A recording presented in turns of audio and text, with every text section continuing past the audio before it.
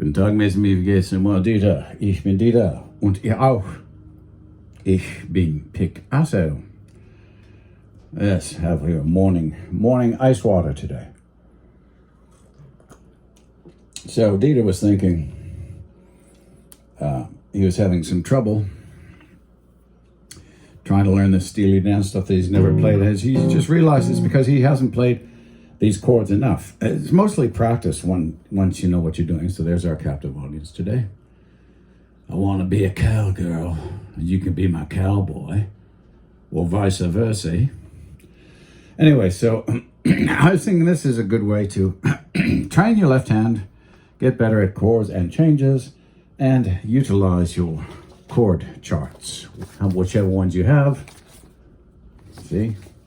So I'm just, it doesn't matter which one you have, but what I'm going to do with this one, because I kind of like it because it has, and I'll tell you the name of this chord chart because I quite like it. It's called Guitar Chord Chart by John Sandy. And what I like about it, it's some chord charts don't have all these chords. So what it has is it has the major, the minor, the dominant seventh, the minor seventh, the major seventh, the dominant seventh diminished fifth, the dominant seventh with the augmented fifth, the dominant ninth, the suspended fourth, and the diminished seventh. So it's pretty thorough. And this is how I thought, well, this might help. And I apologize if my guitar sounds a tiny bit out of tune. I think I have to adjust the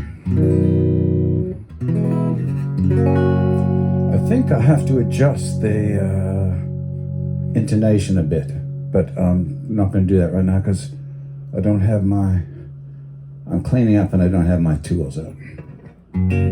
It's close enough for country, as I like to say, and others as well.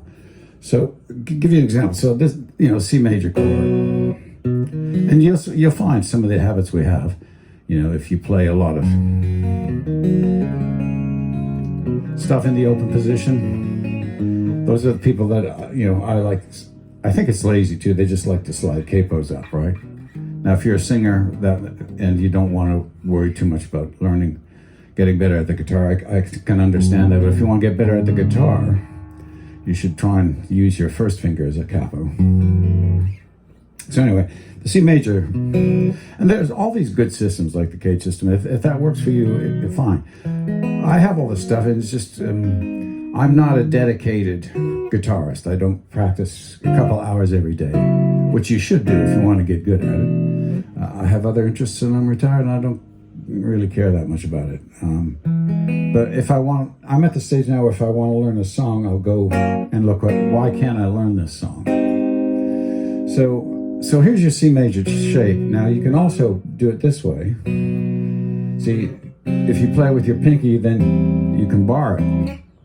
Lots of times people don't play chords like that, but you can get a nice, rich sound out of it. So what I suggest you take your chord chart, and so you play your C major, and this will stretch you. So instead of playing it this way all the time, so play it with your second, third, and fourth finger, and then you can slide it up. So now I have a C sharp or a D flat major, a D. Most people don't play a D this way. You'd never think of it, right? But you want that funky, chunky bass. That's a good way to play it. And then go all the way up the fretboard and call out the chord name as you go. So here I have C major, and first time I do it, I'm going to do one fret at a time. So C major, right?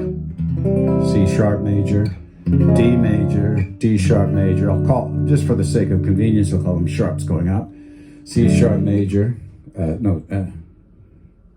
where was I? C sharp, D sharp major, E, F sharp major, and you can learn the fretboard too this way better. That's G major, G sharp major, A major, A sharp major, B, and C. Then you can come down, right? C, B, B flat. And it's also good for your left hand positioning. B flat. Yeah, C. C, B, B flat, A flat, G, G flat, F, E, E flat, D, D flat, C. I feel it my thumb already, and then you can go up too. So I go from C to D, and then go E.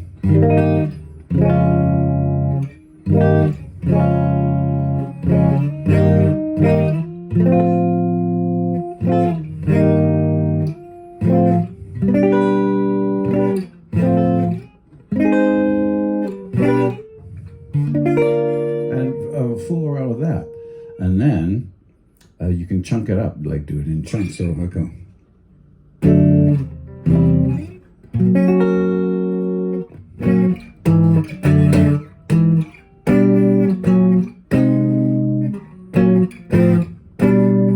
And alternate how many frets you go between. And then, of course, the next logical thing to do would be to change from one shape to the other. So if I look at my D shape, so here's my D flat or C sharp, right? There's my D, D sharp, E, F, F sharp, G. So do that with each chord shape, and then you're going to switch between the two shapes. So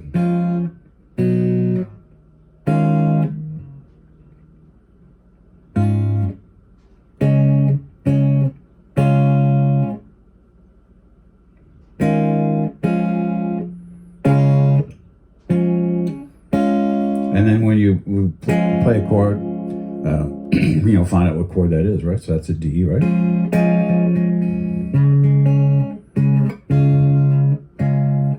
And you'll see that really the D shape is really just an extension of this C shape, or which is actually,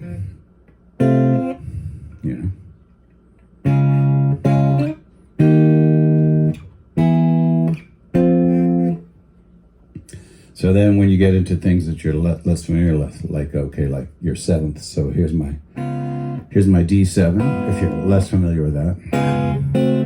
Add that, so there. So that's my D7, D sharp 7, E7, F7, right? F sharp 7, G7.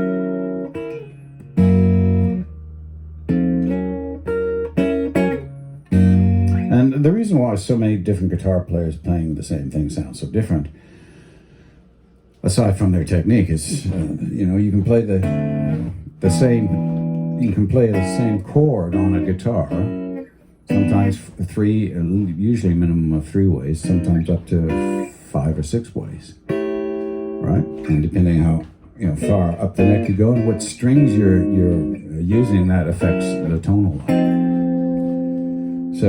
So don't be intimidated, which I was, or I still am a bit, by when I see, oh my God, F sharp 7th, sharp 5th. What the hell is that? Well, all it is this.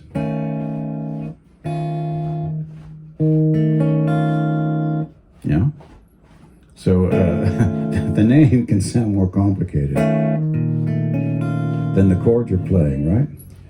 What was I having trouble with on that?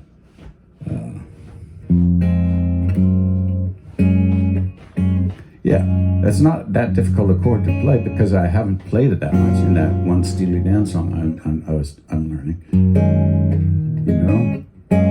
It's just a D-shaped bar, and you're adding the 6th string on the same fret, in this case on the 3rd fret, as my 2nd finger.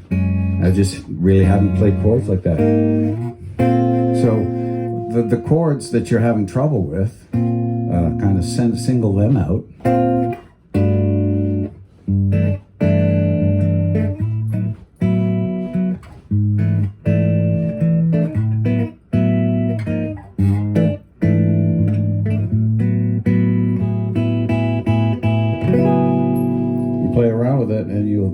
might find something you really like.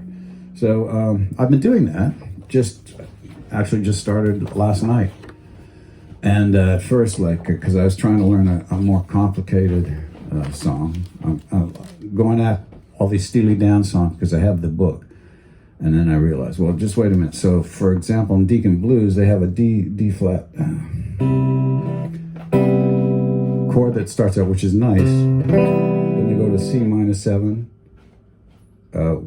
with a raised 7th. This is for the intro, which is a nice sounding chord too. Then a C flat major 7th, B flat minor 7th, E flat major 7th,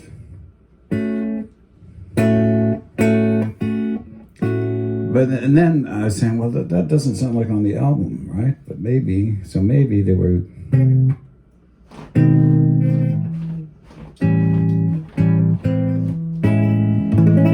Maybe they were playing some of those up here.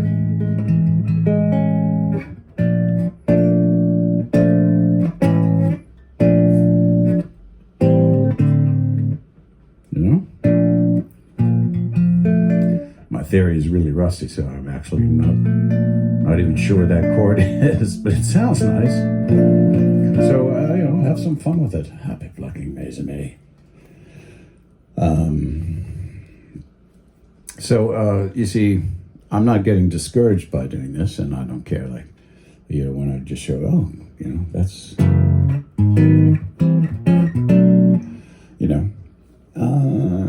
yeah, I'm enjoying it more. And I've had, these chord chart books lying around forever, and I really don't use them as much as I should. And so sometimes you might have, what I'm getting at, because I've seen it myself just in a day or two. You might have all the tools you need, you're just not using them, right? You can have a really good, because I do some woodwork myself, you can have a really good chisel, and if it's dull, it's not going to work well. You go, what the fuck's wrong with this chisel? Maybe you just need to sharpen it, right? So if you know how to sharpen your chisel, and I think that's getting better, using that chisel analogy or tool analogy. If you got good tools, use them. Just example, like this is a good tool. Now, if the action's too high and the intonation is off, and I'm older and I have heavy gauge strings on it, well, does that mean I need a new guitar? No, it means I need lighter gauge strings, fix the action, and adjust the intonation, right? Happy plucking, Wiedersehen.